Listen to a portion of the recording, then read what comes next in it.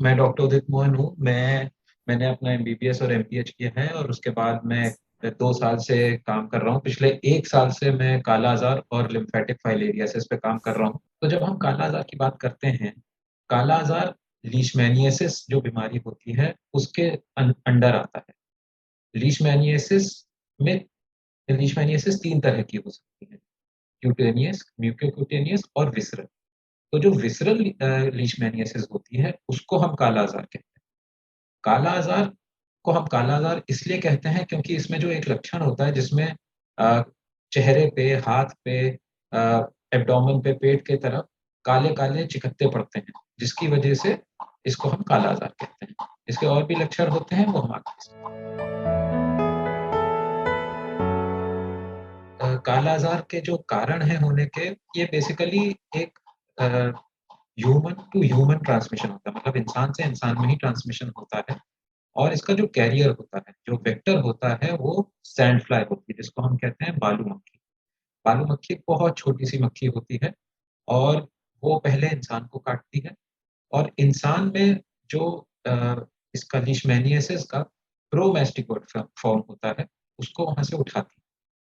और फिर बालू मक्खी में जाके प्रोमेस्टिकेट फॉर्म बनता है, फिर एमेस्टिकेट फॉर्म बनता है। एमेस्टिकेट फॉर्म फिर से जाकर के इंसान को जब बालू मक्खी फिर से काटती है, उनमें जाकर के ये लीशमैनियासिस ट्रांसमिट होता है।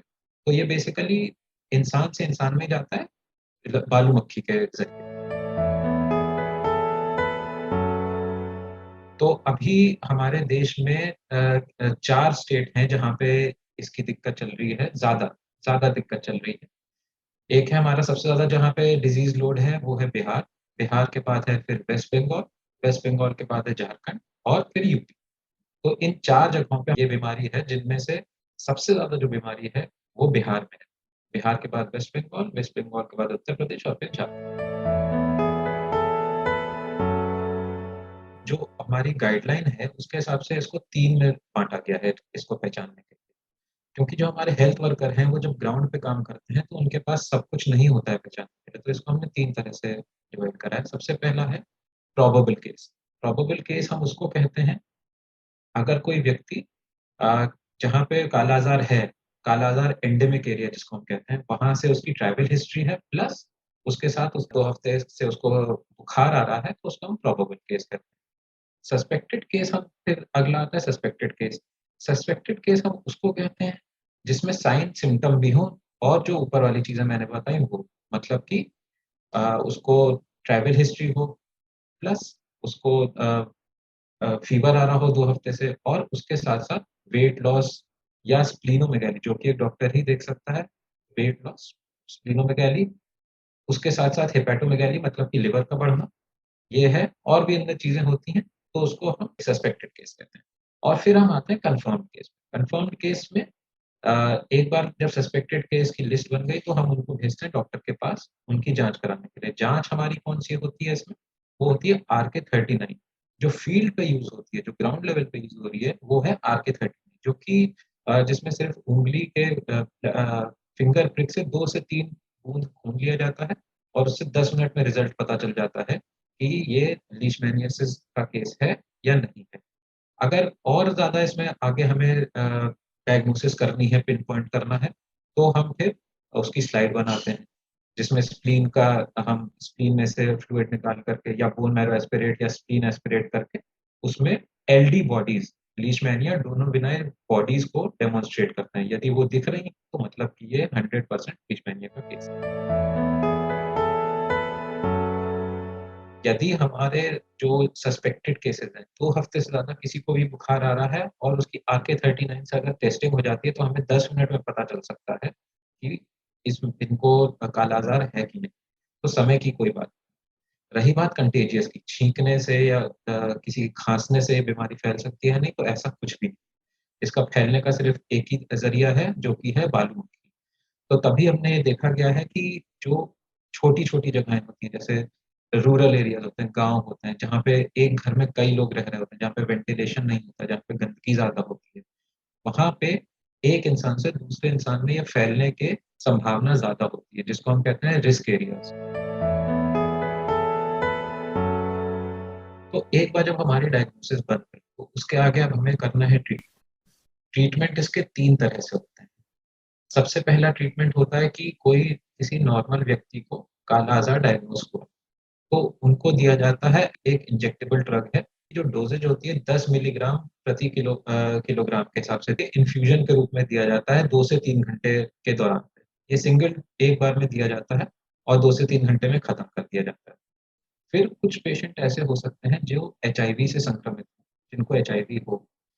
जिनमें एचआईवी होता है वो थोड़े ज़्यादा प्रोन भी होते हैं, उनमें रिस्क भी ज़्यादा होता है कि उनमें काला-आज़ार होए और यदि उनको काला-आज़ार हो जाता है तो उनमें ये भी चांसेस होते हैं कि एचआईवी आगे बढ़ के एड्स बन जाए। ये दोनों म्यूचुअली एक-दूसरे को बढ़ा सकते हैं। उनमें भी इंजेक्टेबल ड्रग दिया जाता है लेकिन उसका डोज़ ज़्यादा होता है मतलब कि 40 मिलीग्राम प्रति केजी वेट के हिसाब से दिया जाता है और उसको 10 डिवाइडेड डोज़ेज़ में दिया जाता है 38 दिन के अंतराल पे।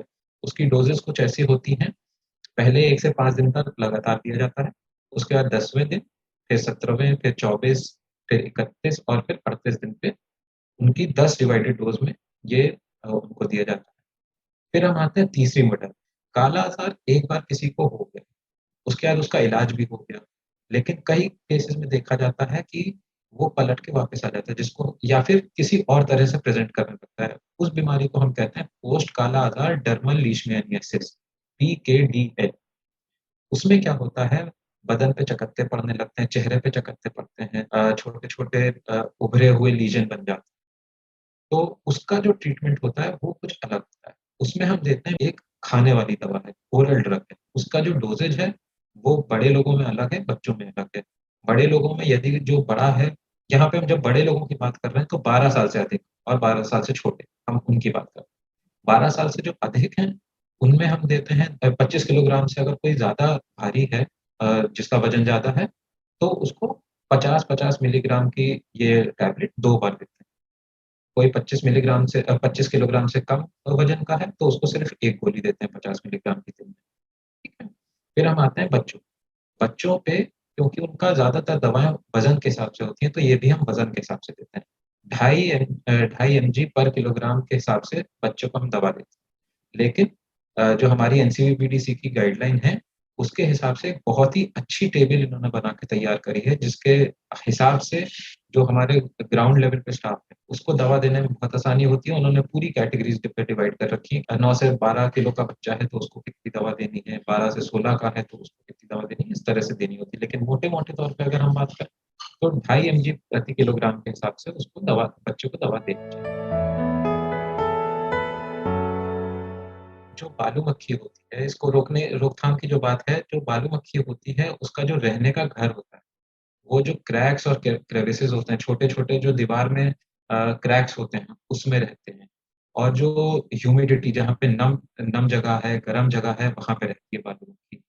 तो उनको रोकने के लिए हमारी सरकार की तरफ से प्रोग्राम चल रहा है, जहाँ पे भी केस निकलता है जब भी केस निकलता है, केस निकलने से 3 साल तक इसकी इंडोर रेजिडुअल स्प्रेइंग करी जाती है। साल में 1 बार और 3 साल तक करी जाती है।